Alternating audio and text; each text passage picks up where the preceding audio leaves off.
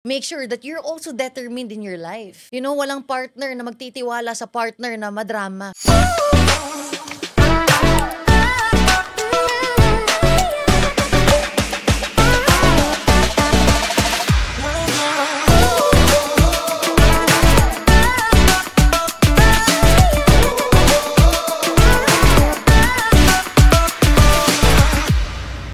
Hey beautiful people, this is Pearl Hong and today we have a question.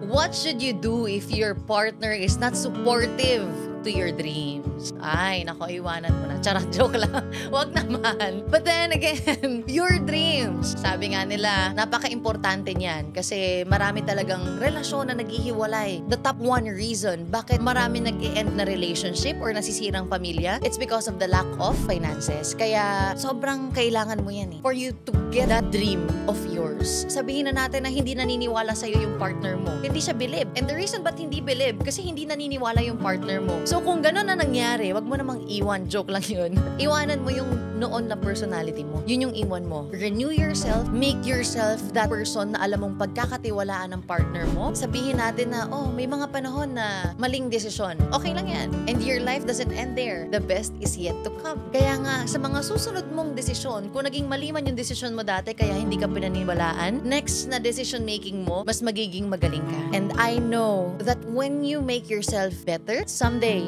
pagkakatiwalaan ka ng partner mo. Bakit? Dahil marami ka ng magandang nagawa, marami ka ng pinursige sa buhay mo. Make sure that you're also determined in your life. You know, walang partner na magtitiwala sa partner na madrama. Konting aray, iyak, iyak ka na.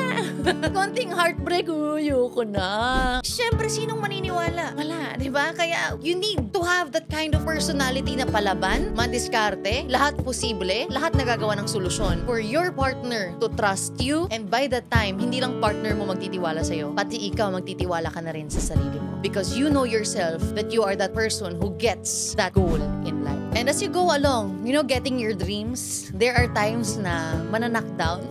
May mga times na parang ang sakit, nadapa na, ayaw na. Make sure that you do your best para bumagon palagi. Because every time that life is knocking you down, tandaan mo, may lesson siya na kailangan mong matutunan. Para mag-breakthrough ka sa buhay mo, alam mo yun yung shoot up ng tuloy-tuloy. May kailangan kang matutunan. Kaya with every time that there is something like that na kailangang matutunan, lagi kang head on. Lalaban ko to, push to. Kailangan ko lang malaman kung ano. And time will come, hindi mo namamalayan na nandun ka na pala sa success na yun. I can't wait for not just your partner to trust you, to believe in you, but for your whole family, whole kabarangay, lahat maniwala sa'yo dahil nalabas mo na yung potential mo at pagaling ka ng pagaling. Dalawa lang yung option sa buhay Maging magaling magdrama o maging magaling mag-shoot up sa results. Maging magaling, you know, to see the problems or maging magaling gumawa ng solusyon sa lahat ng problema. It's always like that. So you choose. Again, experience the pain of transforming yourself or the pain of staying the same. Again, the moment that you're watching Pearl Notes, I congratulate you because you are the person who wants to change and transform yung mga buhay nila. Kaya maraming salamat for that. This is Pearl Hong sending you love and light.